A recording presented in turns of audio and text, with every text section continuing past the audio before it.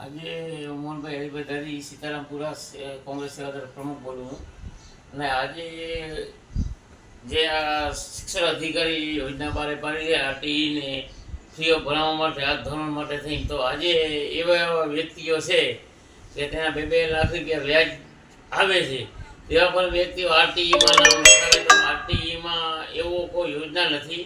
અને આરટીઈ જે આ સ્કૂલની અંદર એડમિશન મળે એની પૂરેપૂરીને તપાસ કરવી જોઈએ, ઘરની તે પછી એને એડમિશન આપવું જોઈએ.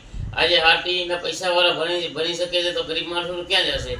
આરટીઈનો લાભ હકીકતે ગરીબ માણસો બીપીએલ લાભાર્થીઓ નહીં મળવો જોઈએ.